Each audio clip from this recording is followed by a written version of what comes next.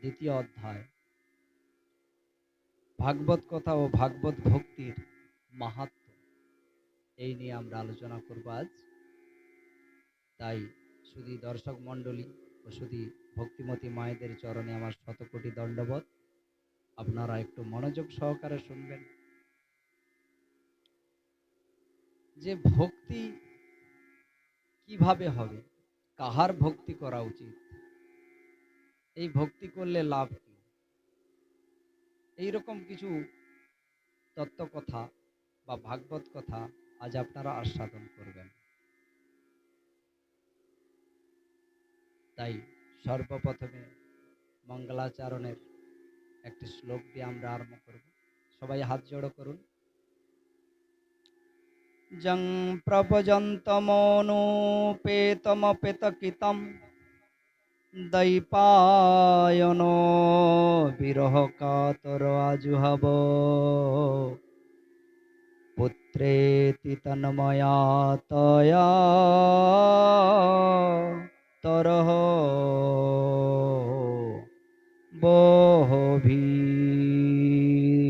বহভিনেদুস্তং সর্বভূত হৃদয়ং মুনিমানতস্মি সর্বভূত হৃদয় মুনিমানতস্মি।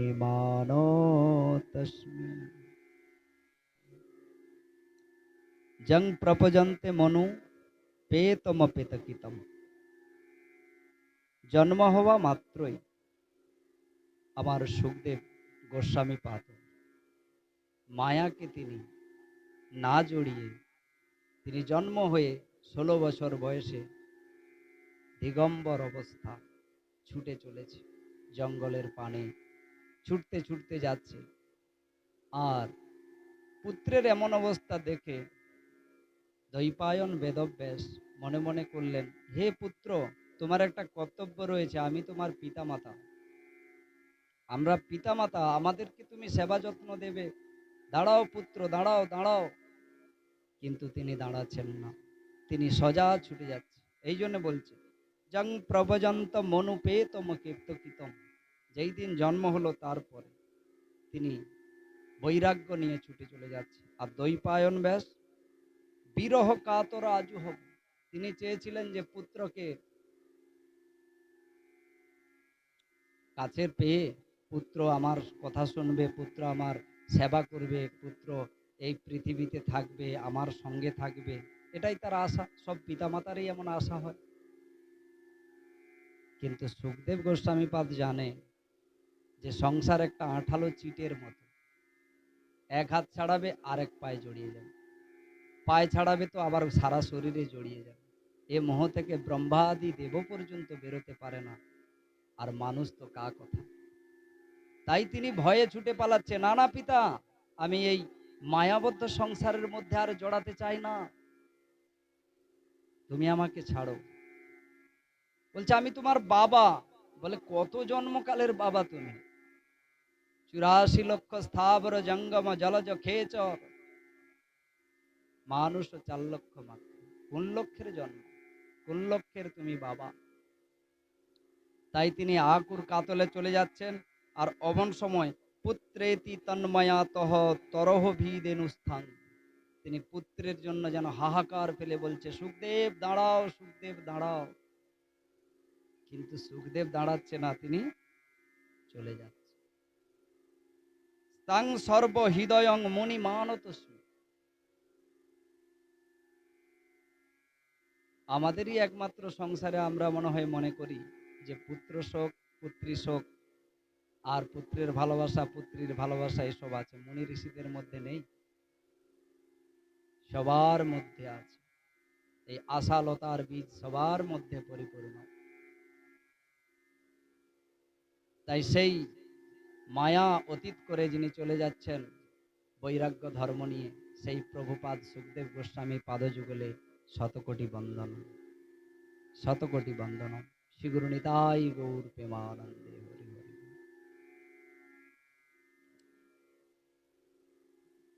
আর কাকে প্রণাম করতে হবে ভাগবতে? দুইজন ঋষিকে। তারা কারা? নারায়ণং নমস্কৃত্যং নরশ্চৈব নরোত্তমঃ দেবীং সরস্বতীর চৈব ব্যাসং ততো জয় মুদীরয়ে। নর নারায়ণ দুই ঋষিকে প্রণাম এবং সরস্বতী মাতা বীণাপাণি মাতা তারেও আমাদের শতকোটি বন্দন। মৌনয় সাধু পৃষ্ঠহং ভবগ্দি লোকমঙ্গলম যৎকৃত কৃষ্ণ প্রসন্ন জন্মনা সুপ্রসীদতি। হে সুত, মানুষের মঙ্গলের জন্য তুমি যে প্রশ্ন জিজ্ঞেস করেছো, ভবদ্ভি লোক মঙ্গলম, এই প্রশ্নের জন্য তোমাকে অশেষ ধন্যবাদ। আমার ব্যাসদেব ঠাকুর এই কথা বলছে। সবে পুংসা পর ধর্ম যত ভক্তিরদক্ষজে অহিতুক প্রতিহতা জয়াত্মা প্রসীদতি। জয়াত্মা প্রসীদতি। সবিপুংস পর ধর্ম যত ভক্তির অদক্ষ, যাহাকে আমরা কখনো চোখে দেখতে পাই না, যাহা অথচ আমাদের সামনেই আছে, আমাদের হৃদয়ে রয়েছে, অখিল ব্রহ্মাণ্ডময় তিনি রয়েছে। ধর্ম কি? প্রশ্নটা করেছিল না, ধর্ম কি করে হয়? ধর্ম হলো সবে পুংস পর ধর্ম যত ভক্তির অদক্ষ যে।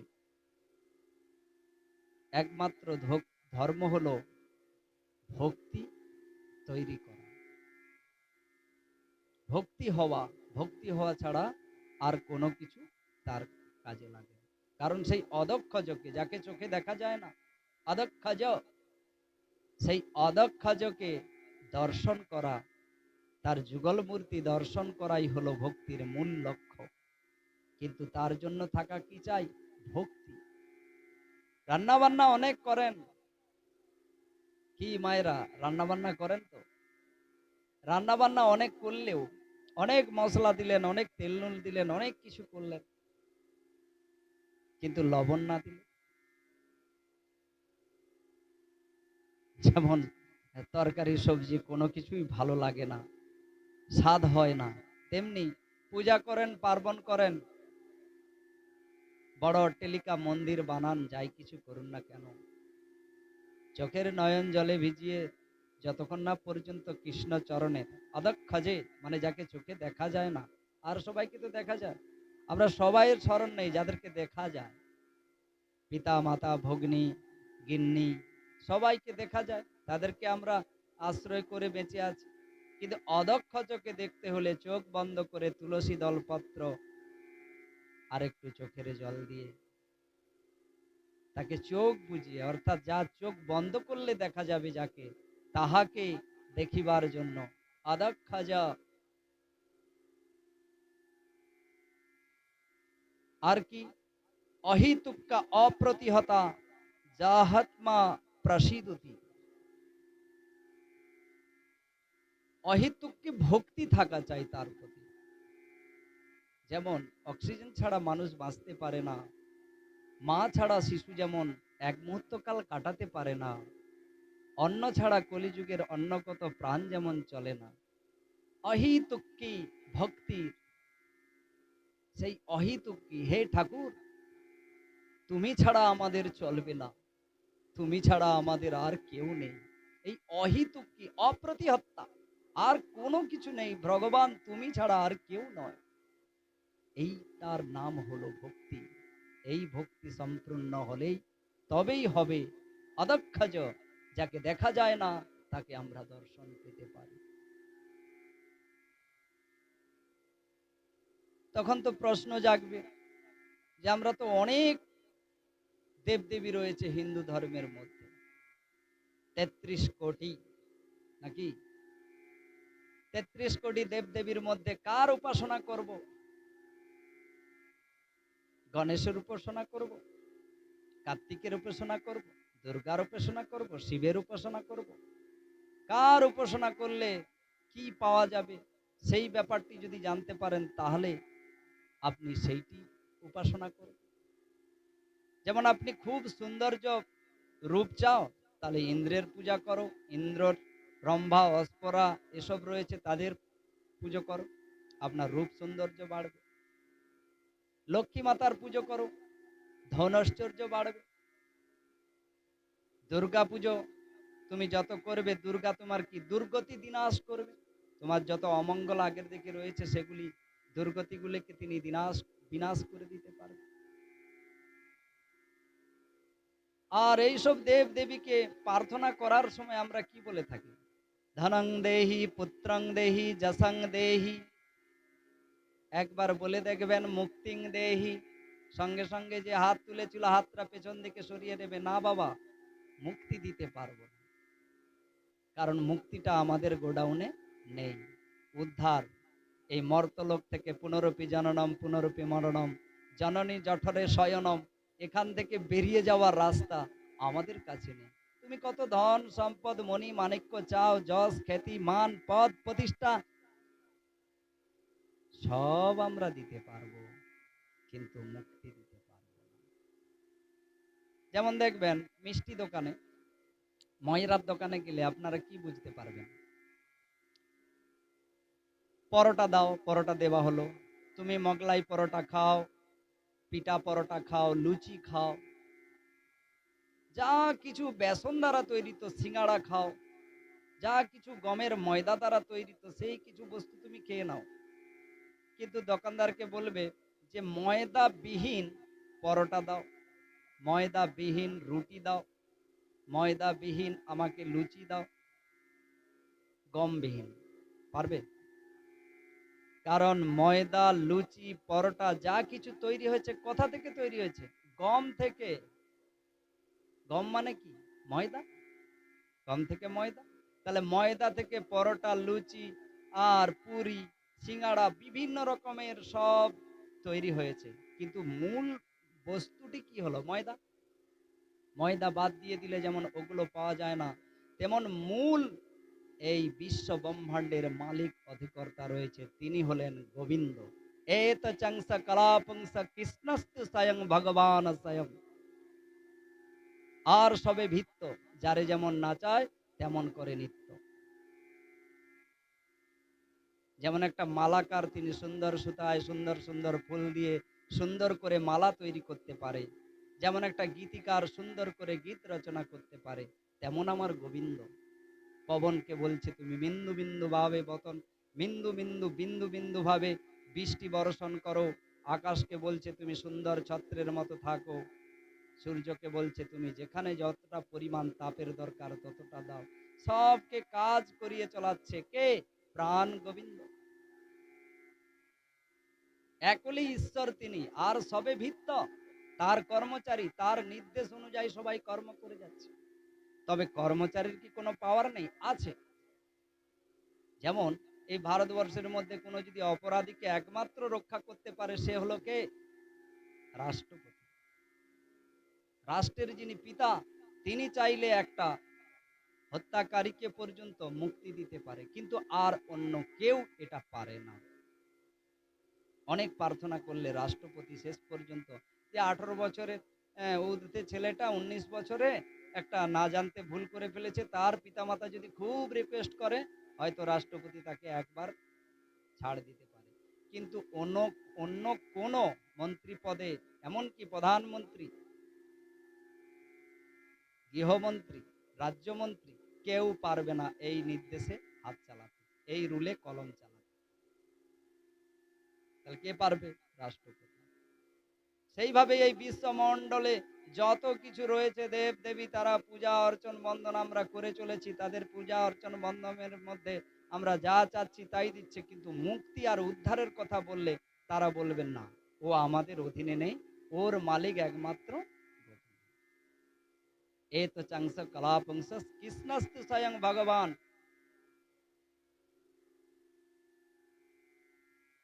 আর সবে বৃত্ত। যারে যেমন নাচায় তেমন তারা করে নৃত্য।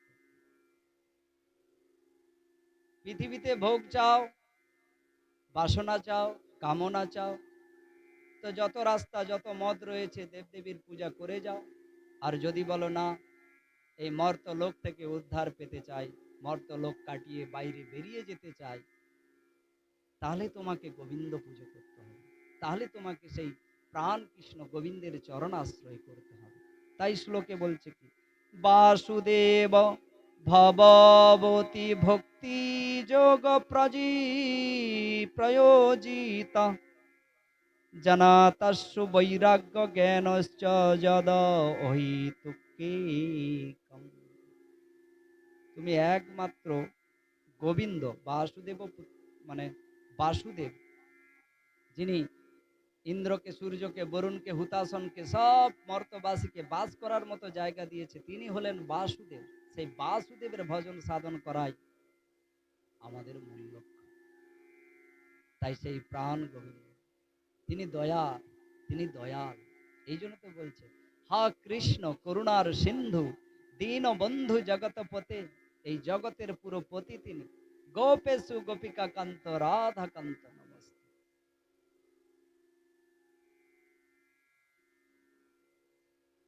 আর যদি তা না করতে পারো, পৃথিবীতে এখন কি করে চলেছে, যেখানে প্যান্ডেল বড় সেখানে ভিড় বেশি, যেখানে রকমারি সেখানে ভিড় বেশি, যেখানে দেব দেবীর পূজা অর্চনের সময় মানুষ পাওয়া যায় না, ভাসানের সময়, বিজয়ার সময় ভিড় ধরে না। বিজয় এই ভাসান দেখতে যাওয়ার জন্য কত মানুষেরা তো পাগল হয়ে যায়, কিন্তু দেবীকে আনয়নে, দেবীকে বসিয়ে পুজো করা, তার ঘন্টি বাজানো, ঝাঁঝ বাজানো, তার পত্র পুষ্প ফলং তয়ং এসব তুলে আনা, নিয়ে আসা, এগুলো এখনো খুঁজে পাবে না। কেন না? ধর্ম সধর্মনিষ্ঠ পুংসাং বিশেষণ কথায়জ নোৎপাদয়ৎ যদরতিং শ্রময়ে বহি কেবলম, সময়ে বহি কেবলম। নোৎপাদয় যত রতিম, যদি সেই দেবদেবীর আহ্বানে বা গোবিন্দের আহ্বানে যে যে দেবীকে প্রতিষ্ঠা করে পুজো করুক না কেন, তাকে আনয়নের ক্ষেত্রে যদি আপনার রতি না জন্মায়, রতি বলতে তার প্রতি যদি না আপনার ভক্তি জন্মায়, তার প্রতি যদি না আপনার বাড়িতে আপনার কন্যা এসে গেলে কেমন হয়, ঝি জামাই এসে গেলে আপনি কত রকমের চেষ্টা করে তাদেরকে খুশি করার জন্য নতুন মোটর সাইকেল দিয়ে দেয়, আর নিত্য নতুন ফ্ল্যাট ফ্ল্যাট কত রকমের কিছু তাকে দান করে দেয়, তাকে যা খাবে পছন্দ মতো দিয়ে দেয়, শাড়ি দিয়ে দেয়। কিন্তু দেব দেবী পৃথিবীতে এলে সব কিছুতে আমাদের মানুষেরা সব কুঞ্জুসি করে। এই জন্য বলেছে তো, কার্পণ্য দোষ রয়েছে কলিযুগের মানুষের মধ্যে, কলিযুগের মানুষ কার্পণ্য দোষের জন্য আজ এমন অবস্থা। দেবদেবীর জন্য যা কিনবে তা ছোট ছোট বাঁকা টেরা, কিন্তু যখন মেয়ে জামাই বাড়িতে আসে তাদের জন্য খরিদ্দারকে, দোকানিকে বলে, তুমি কি কমাগুলো দেখাচ্ছ, একটু দামি দামি দেখাও।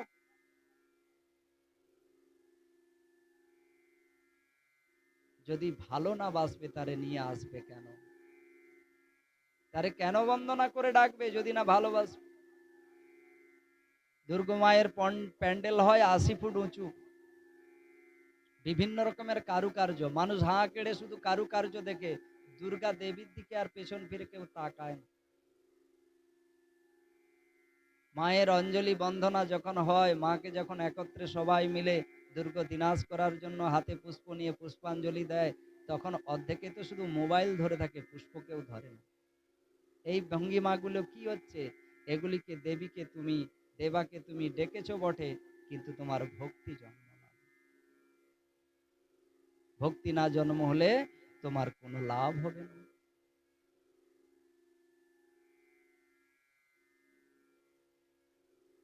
আজকাল চলেছে ট্র্যাডিশন, কে কত কোটি টাকা দিয়ে গ্রামে গ্রামে মন্দির তৈরি করতে পারবে। বড় বড় মন্দির চলছে, বড় বড় কারুকার্য চলছে, কিন্তু ভক্তির মূল লক্ষ্যটা কি? তাকে পাওয়া। মন্দিরে তাকে মুড়িয়ে দিলে, মন্দিরে তাকে শ্বেত পাথর আর স্বর্ণ খচিত মুদ্রা, স্বর্ণ খচিত মাণিক্য মণি মতি দিয়ে তাকে যদি জড়িয়ে দেওয়া হয়, তিনি অতটাই সন্তুষ্ট হয় না। সন্তুষ্ট হয় কিসে জানো? তাহার প্রতি তোমার প্রেম জাগলে। কেমন? আপনার একটা মেয়েকে তুমি, তোমার একটা মেয়েকে তুমি 5 লাখ টাকা খরচা করে বিবাহ দিলে, খুব ডেকোরেটরস হলো, খুব কার্ড পার্টি হলো, খাওয়া দাওয়া হলো, মেয়ে বাড়ি চলে গেল।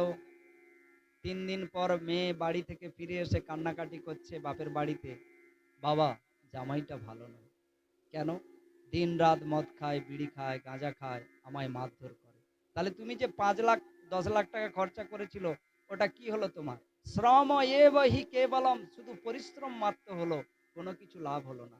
তদ্রূপে পৃথিবীতে সবাই আজকাল 5,000 লোক খাওয়াবো, 10,000 লোক খাওয়াবো, সাধুগুরুকে ডাকবো না, এতে তোমার খাবানো হলো, তোমার পুজো হলো, বিরাট ডেকোরেশন হলো, বিরাট মাইক বাজালেন, বিরাট মিউজিক স্টাফ কিনে আনলেন, বিরাট বিরাট প্রোগ্রাম করলেন। প্রোগ্রাম বলতে কি? অশ্লীল সব চিত্র নাট্য, হাঙ্গামা, ড্যান্স, বিভিন্ন রকমের তুমি প্রোগ্রাম রাখলো, কিন্তু ওইগুলোই লাভ কি হলো? কিচ্ছু লাভ হলো না। শুধু লাভটা হলো কি? শ্রম এবহি কেবলম, শুধু পরিশ্রম মাত্র সার হলো, আর কোনো লাভ হলো না। কোনো দেবদেবী এতে সন্তুষ্ট হলো না। কৃষ্ণ ভগবান তো দূরের কথা। বিরাট করে মন্দির খাটিয়েছে, বিরাট করে সবকিছু ব্যবস্থা করেছে, মহোৎসব দিল, সবকিছু করলো, কিন্তু যে মালিক, সে এখনো পর্যন্ত তুলসী কাঠির মালাটা গলাতে পড়লো না, এখনো পর্যন্ত নিরামিষ খাওয়াটা চালু করলো না, এখনো পর্যন্ত একাদশী রাখলো না। অথচ বছর বছরে মহোৎসব দিয়ে অনেক মানুষের পেট ভরিয়ে দেয়। অনেক পসরা গান, নৃত্য, যেগুলি ডাইরেক্ট রাসলীলা দিনের বেলা নাচিয়ে দেয়, এগুলি সব কি? শ্রম এবহি কেবলম, শুধু পরিশ্রম মাত্র সার।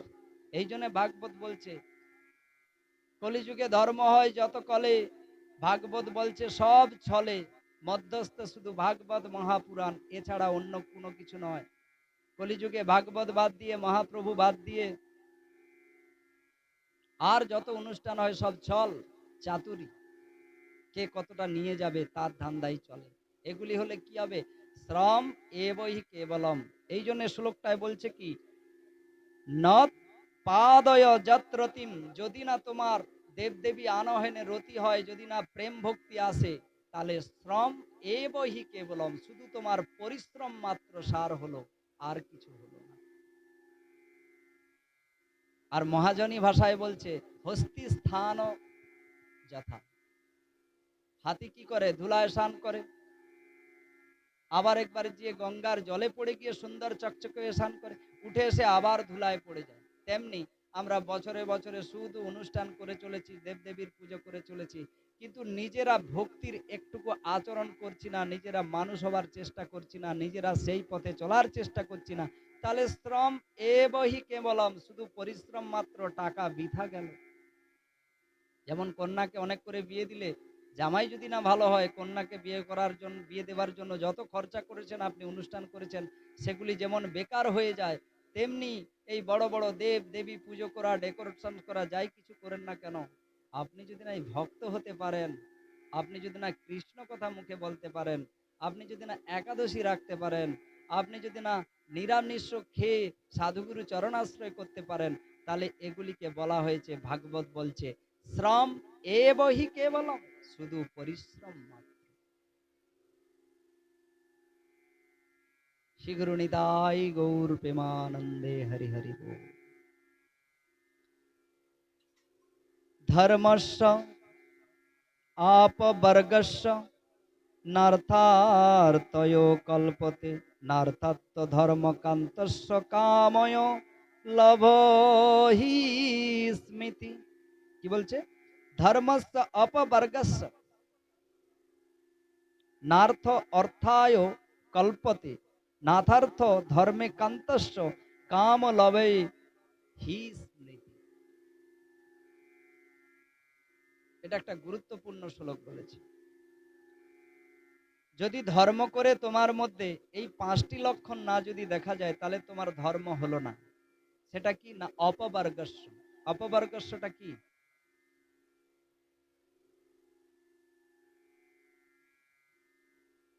ধর্মস্য পবর্গস্য।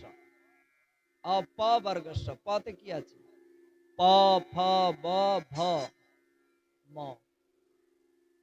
5টা। প, ফ, ব, ভ, ম। যদি আপনি শুদ্ধাচারে পূজা অর্চন বন্ধন করে থাকেন, তাহলে প্রথমে কি? প। প মানে পড়তে হবে চরণ তলে, সাধুগুরু চরণ আশ্রয় করে তার চরণ যুগলে পড়তে হবে। পড়লে কি হবে না? সাধুগুরু চরণ আশ্রয় করে তুমি যদি হরিনাম ভজন সাধন করো, তোমার মুক্তি লাভ হবে, তুমি উদ্ধারের রাস্তা দেখতে পাবে, তোমার নতুন নামকরণ হবে, তুমি নতুন সূর্য উঠতে দেখতে পাবে, তোমার জ্ঞান চক্ষু লাভ হবে। প। ফতে কি? ফল। সাধুগুরু বৈষ্ণবের চরণ আশ্রয় করে যদি ভক্তি পথে চলতে থাকো, তোমার ফল লাভ হবে। কি ফল? একমাত্র উদ্ধারের ফল, মুক্তিগামীর ফল, এইসব লাভ। আর কি হবে? ফর পরে ভ। আপনার ভয় দূরে চলে যাবে। আজকাল পৃথিবীতে শুধু মানুষের মনের ভিতর একটাই আশা, আমরা 500 বছর বাঁচবো। কে আছে এখানে 500 বছর বাঁচবে? আরে যথাযোগ্য টাইমে আপনার বাড়িতে ল্যাম্প জ্বলছে, আপনার না প্রয়োজন হলে সুইচটা কি করবেন? বন্ধ করে দিবে, ল্যাম্পটা বন্ধ হয়ে যায়। তেমনি আমরা এদিকে ওদিকে কত কিছু করে চলেছি নিজের মান পদ প্রতিষ্ঠা ঐশ্বর্য বৃদ্ধির জন্য, কিন্তু সুইচ কার হাতে? সুইচ রয়েছে ভগবানের হাতে। তিনি যদি টাক করে বন্ধ করে দেয়, আমাদের এখানে ল্যাম্পটা টুক করে বন্ধ হয়ে যাবে। আর যারা সাধুগুরু চরণ আশ্রয় করে ভক্তি মার্গে জানতে পেরে গিয়েছে যে আমি যতই ছটফট করি না কেন, আমি একটা কুয়োর মধ্যে পড়ে আছি, গোবিন্দ চাইলে আমাকে তুলে নেবে, আর চাইলে আমাকে এখানে রাখবে, সে ছাড়া আর অন্য কেউ পারে না। তখন মৃত্যু ভয়টা আর থাকবে না। এই জন্য বলছে প, ফ, ভ। যদি তুমি গোবিন্দের প্রতি ভক্তি লাভ হয়, হ্যাঁ, শ্রম করে যদি ভক্তি লাভ করো, তাহলে কি হবে? প। প্রথমে তোমার যত রকমের পতন আছে, মায়াতে থেকে তোমাদের যত রকমের পতন আছে, পতনগুলো চলে যাবে। ফতে তোমার সুফল লাভ হবে, আর ভতে তোমার ভয় কেটে যাবে। প, ফ, তারপরে কি? ব। না, প, ফ, ব, তারপরে ভ। ব মানে ব্রহ্ম দর্শন হবে। আপনি নিজেকে চিনতে পারবেন। চৈতন্য চরিতামৃতে সনাতন প্রভু এমনই বলেছিল, কে আমি, কেন মরে যারে তাপত্রয়। আমরা কে? ভালো করে চিনতে পারছো আমরা কে? শাস্ত্র বলছে জীব নিত্য কৃষ্ণ দাস। জীব নিত্য কৃষ্ণ দাস। তাহলে আমরা কি? শ্রীকৃষ্ণের দাস। আমরা যদি সেই মহারাজের দাস দাসী হই, তাহলে আমাদের কর্ম কি? তার নিত্য সেবা করা, তার জন্য কর্ম করা, তার জন্য ফুল তোলা, তার জন্য খাটতে যাওয়া, তার মহোৎসবের জন্য রোজগার ইনকাম করে রাখা, তাকে ভালো সুন্দর করে সহনের জন্য ঘর প্রদান করা, তাকে মন্দির তৈরি করে দেওয়া, তাকে রেখে তার পরিচর্যা করা। আমরা তো দাস, জীব নিত্য কৃষ্ণ দাস। তাহলে রাজার যেমন সেবাদারি বা চাকর যেমন রাজার কাজ করে চলে, তেমন কৃষ্ণের দাস দাসীরা কৃষ্ণের সেবা কার্য চলে যাবে, সেবা কার্য করতে থাকে। তাই বলছে শাস্ত্রে, জীব নিত্য কৃষ্ণ দাস যেই ভুলে গেল। আমরা ভুলে গিয়েছি এখানে এসে। আর সেই দেশে দোষে মায়া পিশাচি কোথায় বেঁধেছে? গলায় বাঁধিল। জীব নিত্য কৃষ্ণ দাস যেই ভুলে গেল, সেই দেশে মায়া পিশাচি তারে গলায় বাঁধিল। তাহলে গলায় যে বন্ধন করে রেখেছে, তাহলে কি ছাড়বে না? ছাড়বে। ভ্রমিতে ভ্রমিতে যদি সাধুবদ্ধ পায়, কবিরাজ মানে যারা ফুক দিয়ে ভূত ছাড়িয়ে দেয়, পিশাচিনীকে ছাড়িয়ে দেয়, ভ্রমিতে ভ্রমিতে যদি সাধুবদ্ধ পায়, তবে কৃষ্ণ চরণ কাছে যায় আর কৃষ্ণকে দর্শন লাভ পায়, আর সেইভাবে পিশাচি পালায়।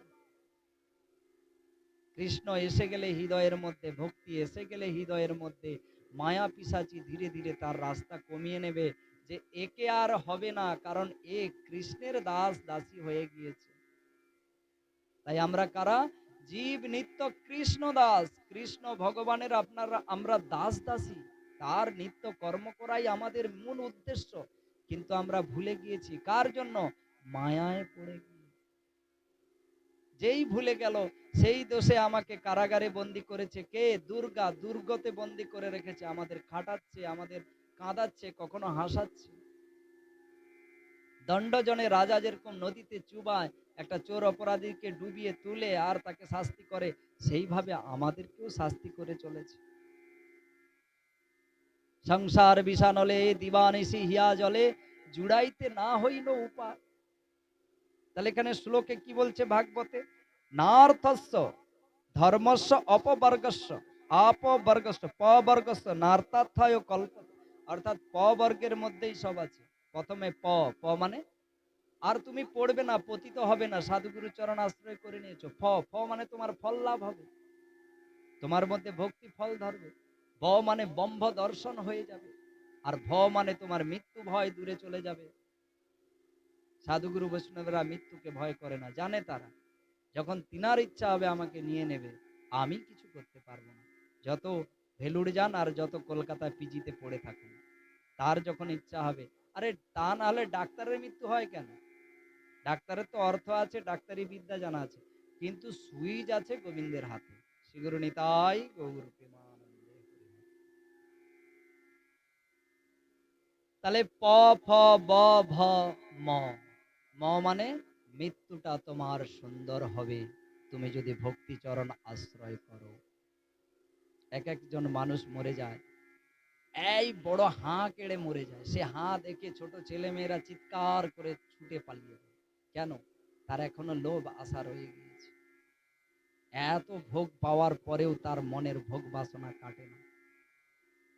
আর একটা মানুষ মৃত্যু হলে মানুষ দূর থেকে দেখে বলে, আরে কত সুন্দর তার জীবনটা গিয়েছে, দেখো কি সুন্দর ভাবে, যেন মনে আছে, মনে হচ্ছে যেন ঘুমিয়ে আছে, মৃত্যু হয় না যেন। তাহলে এক লোক মরলো বিকৃতিতে, কেন? না সে কখনো ভক্তি পথে যায় না। আর যারা ভক্তি পথে যায় তাদের মৃত্যু সরল হয়, আর গতিও দু রকমের হয়। আপনি যদি সাধুগুরু চরণ আশ্রয় করে, হ্যাঁ, কৃষ্ণ কথা ভজন সাধন করতে করতে আপনার মৃত্যু হয়, তাহলে বলছে যে কৃষ্ণ নাম একবার ভজে তারে কখনো জমালয়ে যেতে হয় না। তাহলে যমরাজ তোমাকে নিয়ে যাবে না, তোমার গতি হবে কোথায়? হয় স্বর্গলোক, না হলে বৈকুণ্ঠ লোক, তুমি সুখ প্রাপ্তি পাবে। বা নতুন করে আবার কোনো মায়ের গর্ভে, বৈষ্ণবী মায়ের গর্ভে জন্ম নিয়ে প্রথম থেকে তুমি আবার সাধুগুরু চরণ আশ্রয় করতে পারবে। আর যদি তুমি তার বিপরীত করো, তুমি যদি না শাস্ত্র অধ্যয়ন করো, সাধুগুরু চরণ আশ্রয় করো, আর যদি না তাদের কথা মেনে চলো, তাহলে তোমার গতি বিপরীত হবে, তোমাকে জমালয়ে নিয়ে যাবে। আর জমালয়ে নিয়ে যাওয়ার সময় ভয় হবে। তাই তো মরার সময় ভয়ে হাঁ কেড়ে গেল, জিভ বের করে দিল, হাত পা খেচে গেল, কেন? ভয়ে।